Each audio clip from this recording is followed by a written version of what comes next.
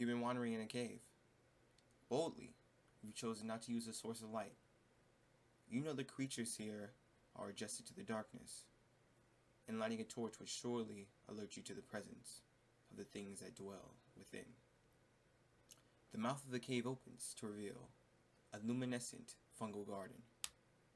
But you are not alone. Ahead of you, you see two trolls. No, three. One half submerged in this dark green mucky water, stuck. The other two desperately trying to pull him out. What do you do? Hey, I'm Marcus Rogers, and that was a random encounter that we just rolled up and I presented to my players. But you might say, that doesn't sound like a random encounter. Sounds like you had that prepared. And I did. Because the way I do random encounters is probably not the way you do random encounters. I roll my random encounters before the game.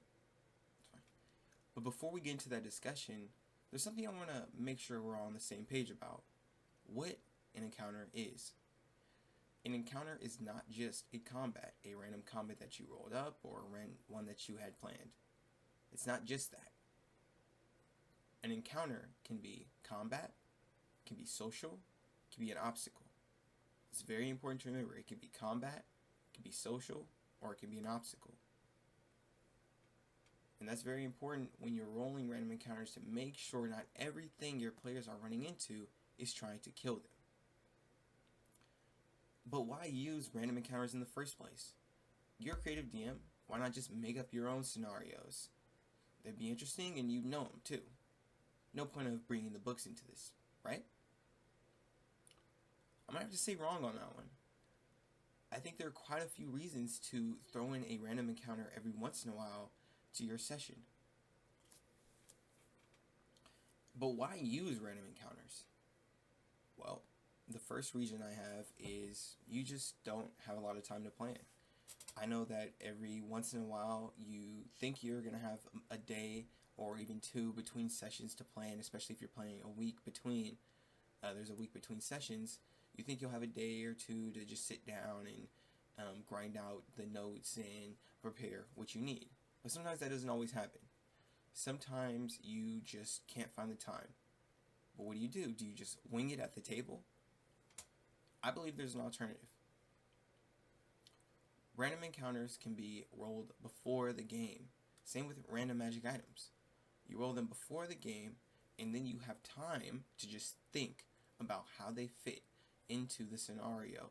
What kind of things you want to throw in. You're not really taking the power away from you as a DM to control the flow of your game. You're just letting something else influence that creativeness. You're letting something else come in, and you are able to mold and shape that to your liking. You will find that you're using monsters that you normally wouldn't use. And that's very interesting because now your players are fighting things that they wouldn't see, and now you as the DM are presenting things that challenge you as well. And it's really important to keep that challenge and that creativity flowing, but it still has that touch of it being its own thing, separate from the idea that you would have normally had on your own. Because you rolled, because you gave up just a little bit of creative freedom, you challenge yourself. And when you start to challenge yourself as a DM, you start to see that your players start to get challenged as well. Because now we're both sitting at that table, and we don't know what's going to happen next. Another thing I really like about random encounters is they support this idea of a terrain-based encounter. The random encounters in Xanathars are really, really good because they have everything organized by terrain and level. I'll talk about that later, but by terrain. And that's great because then your players start to get a feel for the type of monsters and the type of terrain that they might run into. So then that, in turn, may develop a sense that they start to look at the paths, the terrains that they travel to get to destination from point A to point B. And so when your players start thinking like that, where they don't want to go through the cave passages, they want to take the forest, because they don't want to run into trolls. They don't want to run into creatures of the Underdark. They just want to run into wild animals, and that's fine.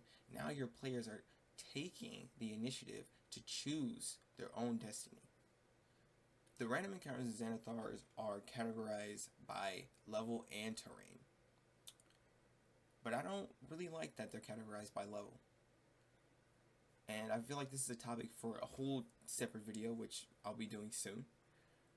But I don't like it, just to put it simply, I don't like it because just think about a level 1 fighter in an experienced player's hand versus the same exact level 1 fighter in a novice player's hands. We both know that that's not the same level 1 fighter. But then why does the book not take that in consideration?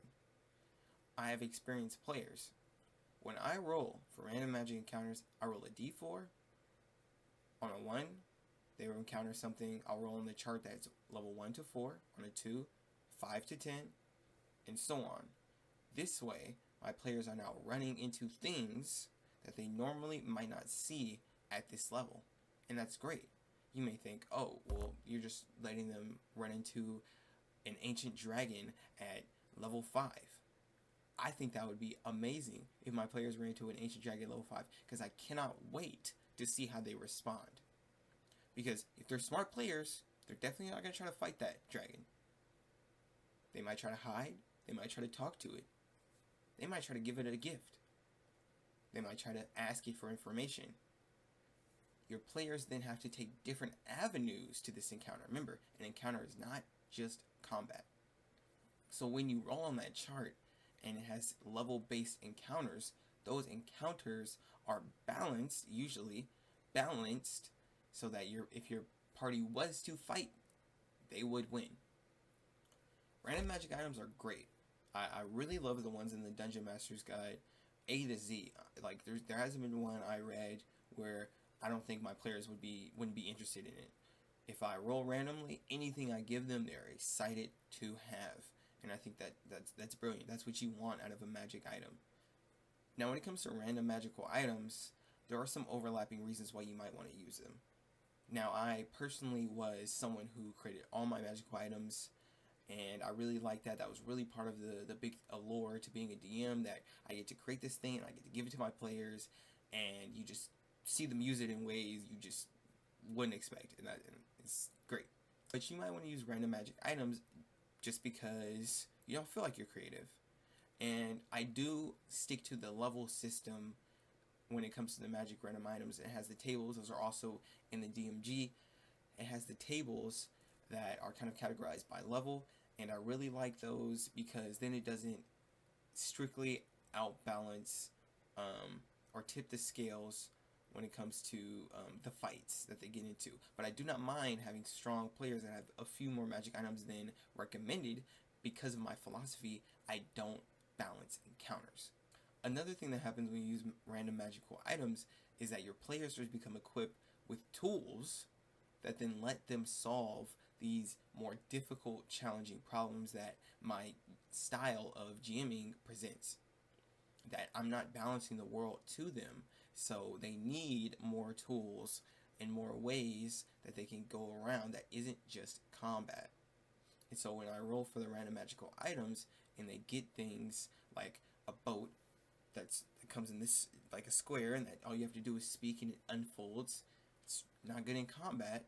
But I now know that my players, if there is a river, if there is a lake, if there's something like that, my players then feel they have the tools necessary to take that avenue of play. And this is just not something that I would normally throw into my games. So what I'm really recommending is that you step out of your avenue of playstyle and gaming to then engage with other ways that other GMs and that the books present to you, because those are very engaging as well. Now, the story is still yours. The magic items are just a part of the story. The random encounters are just a part of the story. The story is still yours, but your story should have these elements to them, because it's not just your story. Thank you for watching. My name is Marcus Rogers. You'll be seeing me soon.